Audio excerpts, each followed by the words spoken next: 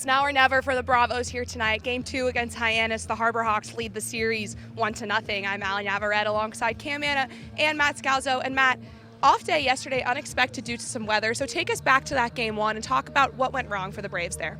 Well, it was really just that fifth inning where Hyannis put up 5 runs, took a 7-5 lead off a Trey Lipsy 2-run home run. Not only his first home run in the playoffs, but also his first home run the whole season. When I was talking with broadcaster for Hyannis, Jacob Irons, he said he's probably the last person I expected to hit a home run, but that's what happens in playoffs is you get guys to step up. That's been Trey Lipsy and Eric Snow for Hyannis. They were both huge in the Game 1 win. Bourne, while they got off to that hot offensive start, they couldn't sustain it once Hyannis' bats picked up and kind of sputtered out towards the end, struggled to get consecutive hits together. A lot of 2-out hitting, something we saw a lot during the regular season when Bourne fell behind. So it was that tough fifth inning for Tristan Smith and Justin Lavelle. After that, Hyannis added on a little more insurance runs, some self-inflicted wounds by the Braves, but they're looking to refocus, re-energize after not what you weren't expecting the off day yesterday, but it gave you a chance to refocus, re-energize, get set for Game 2. Meanwhile, Matt mentioned it. The bats were hot for the Bravos early on. Cam, what went right for them, and what would you like to see continue here tonight? Well, the timely hitting early on for the Braves and to come out to those leads. We saw the comeback against the Cavaliers, but Bourne's played their best baseball this summer when they're out in front early. They give the pitcher some comfortability on the mound and that insurance, and they get the job done. But Matt mentioned a guy like Trey Lipsy, who was maybe the last guy for Hyannis to expect to hit home run. Guys for Bourne right now that were early on in the regular season not playing well. Josh Kroeger once again stepping up, a huge home run. Garrett Michelle seeing the baseball very well, 2 home runs during the postseason at the moment. So Bourne right now is having everyone bring the insurance on the offensive side. When they strike early, they play their best baseball. You want to continue to see that. But you also want the guys in the heart of the order to now step up. The Braves want to see Kendall Diggs. They want to see Derek Bender to splash on top of what JKG, Vastine, Peterson, what Shufreda did as well in this lineup. So if that can all come together, that's when the Braves play the best. A very interesting pitching matchup here tonight. We'll see Mason Nichols for Hyannis out of Ole Miss, and then Nolan Sparks, a 2022 champion with the Bravos who plays Division III baseball at the University of Rochester. Matt, talk about this battle on the mound today.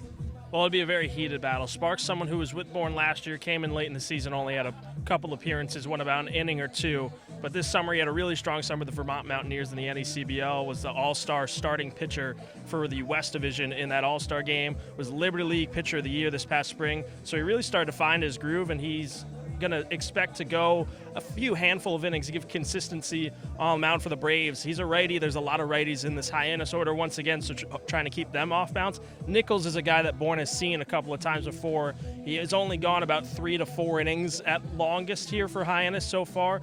So 2 guys that are not going to go the distance, but hoping to give both teams a good start and then lean on the bullpen the rest of the way. We saw a strong Hyannis bullpen in Game 1. Bourne struggled a little bit. You have to keep an eye on what happens once those starters depart the game and how long they go in the game.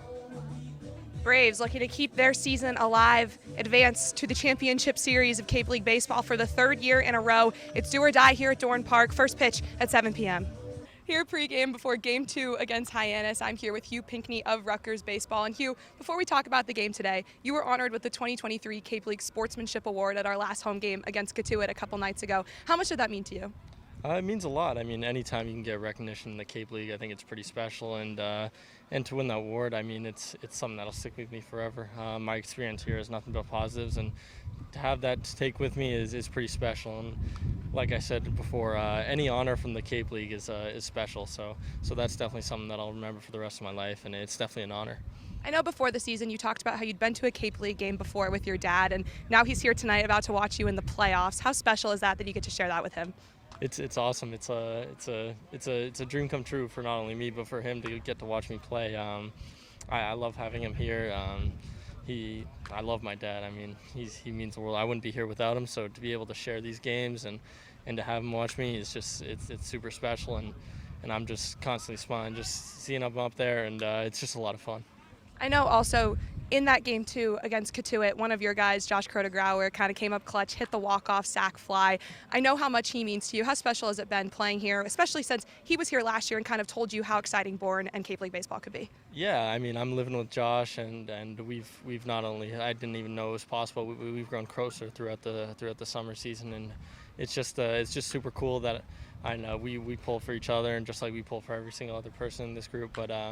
But it's special knowing a guy you go to school with, and I'm excited to look forward to making more memories here with Bourne with him, and and then not only when we go back to school, it'll be cool too, just because we have this shared experience and on the Cape. So it's really fun, and I love JKG, and I'm super happy for how he's doing, and yeah, it's just super cool to see him do well.